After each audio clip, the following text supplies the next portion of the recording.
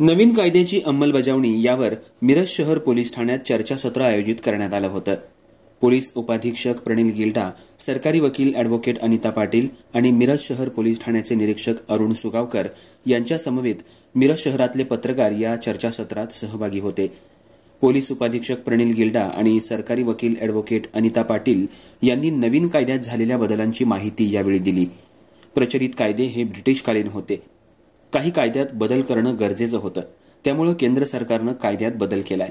1 जुलै 2024 पासून भारतीय न्याय संहिता आणि भारतीय नागरी संहिता तसंच भारतीय सक्षम अधिनियम हे कायदे बनवण्यात आले असून यापुढे या कायद्यानुसार सर्व कायदेशीर कारवाई होणार आहे।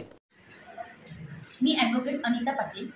आज आपण इथे सर्वजण जमलो आहोत म्हणजे आज 1 जुलै 2024 पासून नवीन कायदे अंमलात आणले, त्याची अंमलबजावणी आज दिनांक 1 जुलै 2024 पासून होती। सो जे ब्रिटिश काळातले कायदे होते, code of criminal procedure, Indian Pinal code आणि इंडियन एव्हिडन्स ॲक्ट, ते त्याची एक्झिक्युशन डेट संपलेली आहे आणि आता आजपासून नवीन कायदे इंट्रोड्यूस केले गेलेले आहेत। ते म्हणजे भारतीय नागरी सुरक्षा संहिता 2023, भारतीय न्याय संहिता 2023 आणि भारतीय साक्ष अधिनियम 2023। आता या 1 तारखेपासून जे गुन्हे भारतीय न्याय संहिता या कॅटेगरीमध्ये कन्सिडर केले जातील, त्याच्या अनुषंगानेच भारतीय नागरी सुरक्षा संहिता आणि साक्ष अधिनियम याचं इम्प्लिमेंटेशन करण्यात येईल। बस आज 1 जुलै 2024 केंद्र शासनाच्या निर्णयानुसार जे 3 प्रमुख कायदे आहेत, फौजदारी कायदे आहेत, ते आजपासून लागू करण्यात आले आहेत। त्या अनुषंगाने जिल्ह्याचे माननीय जिल्हा पोलीस अधीक्षक गुगे सर यांच्या मार्गदर्शक सूचनांनुसार आम्ही मिरज येथील सर्व पत्रकार बांधवांशी नवीन कायद्याच्या अनुषंगाने एक चर्चेचा कार्यक्रम आयोजित केला।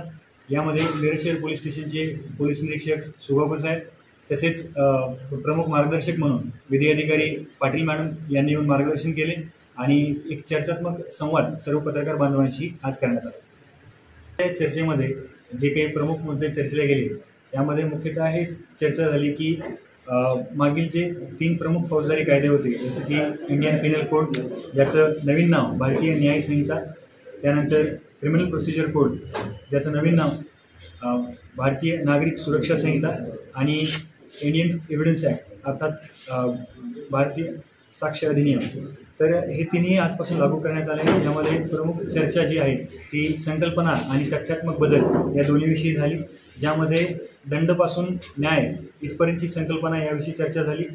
तसेच आधुनिक काळाकरता तसेच आधुनिक भारताकरता ज्या काही गोष्टींची पारदर्शकतेची आवश्यकता आहे त्यानुसार आणि त्या अनुरूप जे बदल करण्यात आले आहेत ते सुद्धा आज चर्चेमध्ये आले। त्यासोबतच तथ्यात्मक बदल जे काही झालेले आहेत, जसे की काही कलमं कमी करण्यात आलेली आहेत, काही कलमांमध्ये शिक्षेची तरतूद वाढवण्यात आलेली आहे, काही कलमांमध्ये दंडाची रक्कम वाढवण्यात आलेली आहे, तसेच काही नवीन प्रकारच्या गुन्ह्यांच्या व्याख्यासुद्धा भारतीय न्याय संहितेमध्ये वाढवण्यात आलेल्या आहेत। या सर्व गोष्टींची चर्चा आज येथे करण्यात आली।